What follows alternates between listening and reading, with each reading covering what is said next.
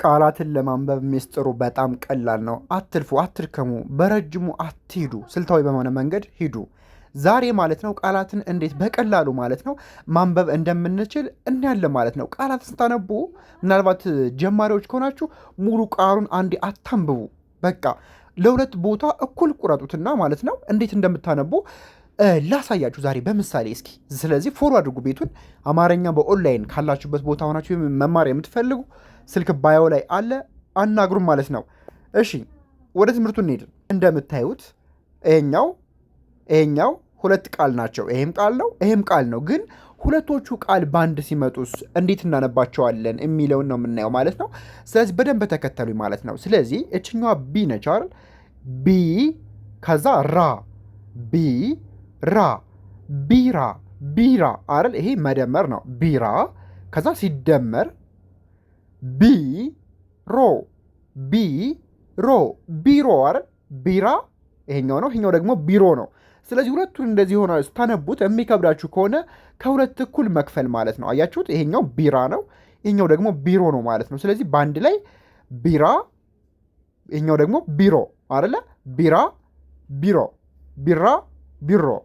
አዎ ቢራ፣ ቢሮ፣ ቢራ፣ ቢሮ ይሆናል ማለት ነው። ስለዚህ ስልታዊ በሆነ መንገድ ማንበብ አለባችሁ ማለት ነው። እንቀጥል። ክር፣ ክር፣ ክር ሲደመር አሁንም ክር፣ ክር አይደል? ክር፣ ክር አይደል የሚለው። ስለዚህ ክር፣ ክር ላላ አድርጋችሁ ማለት ነው። ክር፣ ክር በአንድ ላይ ክርክር፣ ክርክር ይሆናል ማለት ነው። በቀላሉ ማለት ነው። እንቀጥል። ስራ፣ ስራ፣ ስራ። ይሄኛውስ ስር፣ ስር፣ ስራ ሲደመር ስር፣ ስራ፣ ስር፣ ስራ፣ ስር፣ ስራ፣ ስር በቀላሉ ማለት ነው። ስራ፣ ስር። እንቀጥል። ለመ ሲደመር ለመ፣ ለመ፣ ለመ፣ ለመ፣ ለመ፣ ለመለመ ይሆናል ማለት ነው። በቀላሉ ማለት ነው። ፈ እቺ ፈ ነች አይደል? እነዚህ ደግሞ ዘዘ ናቸው አይደል? ዘዘ። ስለዚህ ፈ ዘዘ አይደል? ዘዘ። ስለዚህ ፈ ሲደመር ዘዘ ፈዘዘ፣ ፈዘዘ። እንቀጥል። ደረ፣ ደረ ሲደመር ደረ አይደለ? ደረ። ይሄኛውም ደረ በአንድ ላይ ደረ፣ ደረ በአንድ ላይ ማለት ነው።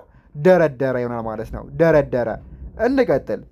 መራ፣ መራ ሲደመር እችኛዋ ደግሞ ራ። ስለዚህ መራ፣ ራ ላላ አድርገን ማለት ነው። ላላ አድርገን ምናልባት አጥብቀን እንኳን ትርጉም ካልሰጠን ላላ አድርገን ይሰጠናል ማለት ነው። ስለዚህ መራ፣ ራ ከምንል መራ ሲደመር ራ፣ መራ፣ ራ፣ መራራ፣ መራራ ይሆናል ማለት ነው። እንቀጥል። ገራ፣ ገራ እቺ መደመር ነች።